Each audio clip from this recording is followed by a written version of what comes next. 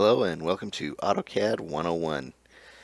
In this video I'm going to be talking about the array command. Now to get started I'm going to put a couple objects on the screen. Let's try a circle.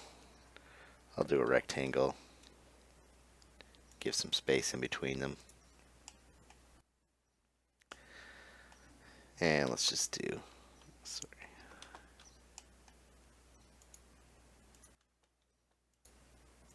an X.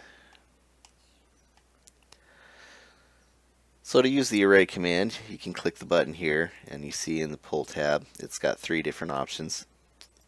Or we can type AR for array. And then it asks you to select objects. And you can select a single object or you can select multiple. So let's do both of these. Those are two separate lines. Space.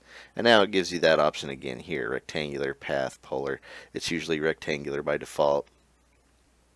So I'm going to start with rectangular. And then you see it automatically comes up with some default settings. You can change any of these settings on the fly.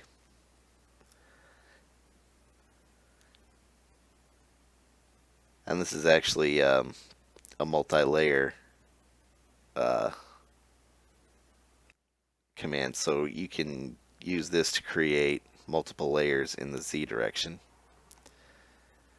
which we're not getting into right now, so we'll focus on these two sets of values. Columns, and it shows you this little diagram here. The column count specifies the number of columns. Columns is going to be the number of columns, the vertical array of objects. So we can set that to 5 and you see it adds an extra column.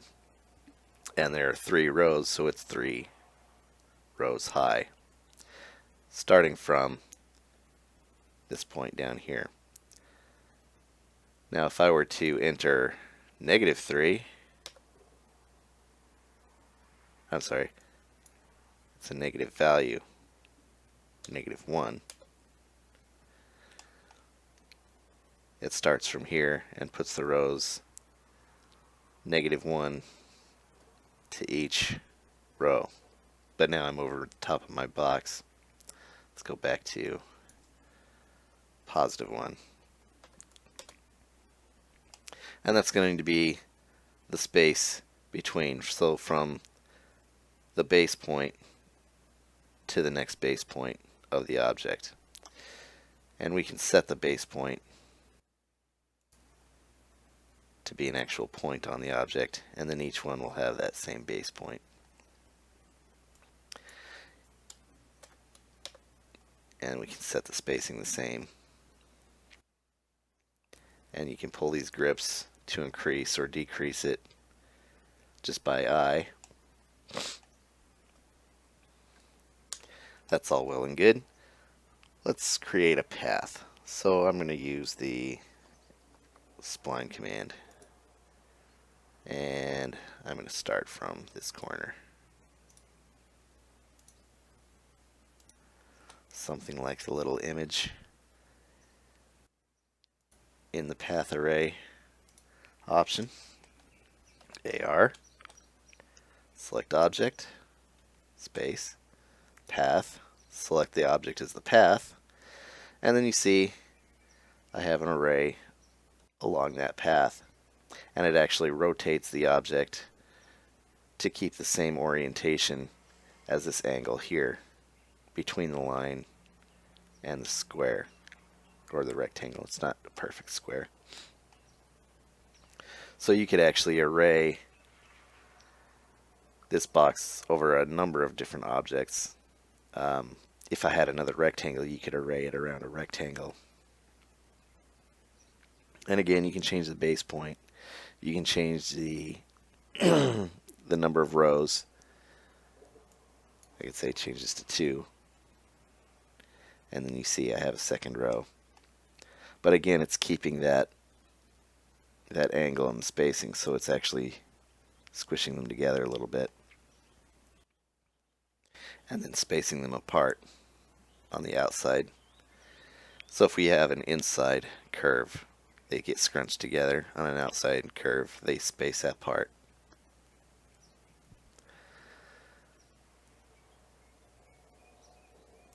Let's change that back to 1.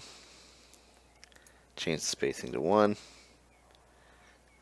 And you see it's just placing these boxes one apart for the entirety of the path. Close that array.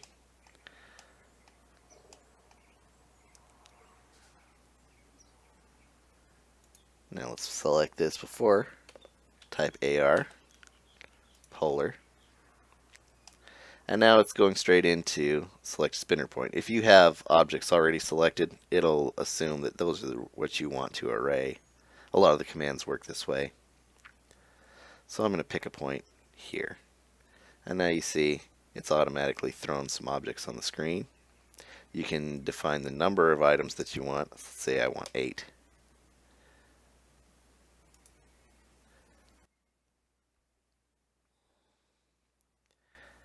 And then you can change the angle, let's say 180. And then it takes a moment and it updates. You can define the angle between them and it'll figure it out on its own. It should figure out the number 45. And then it tells you how far the angle is. It'll modify what it needs to get the numbers right. So if I go back and do 360, it is now 360 degrees.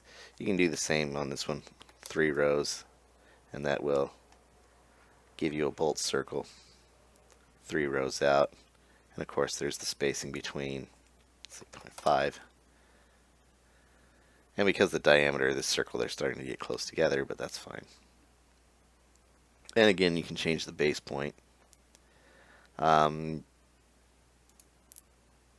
Let's say this corner, and you see it kind of skews everything a little bit because that is now using that point to adjust the entire array.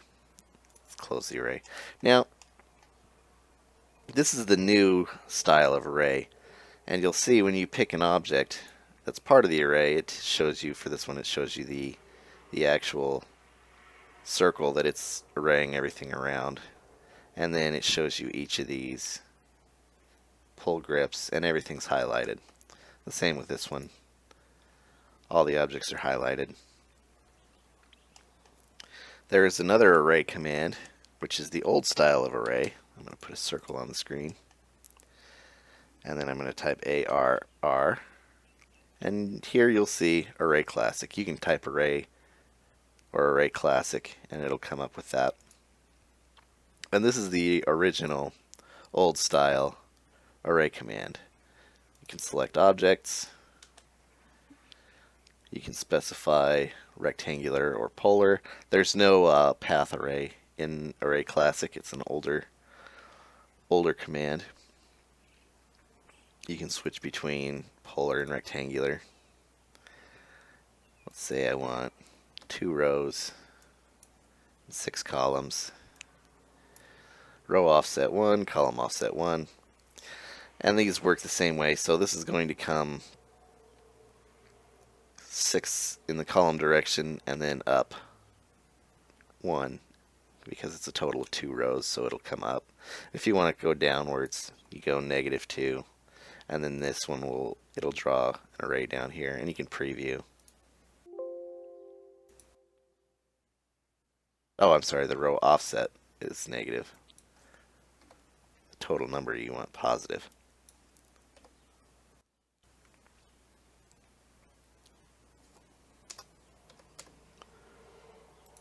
Preview.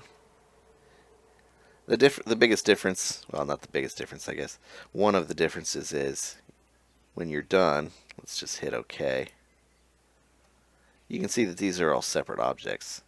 It's just created essentially copies of this object and not an array object. Each one has its advantages.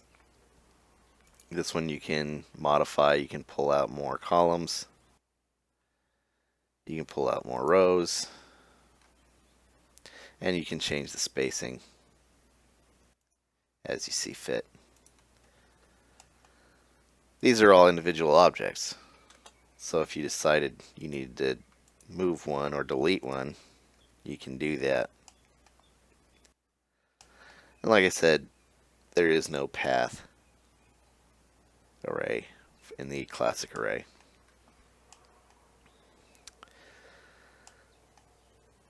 And that's the array command. Thanks for watching, and good luck.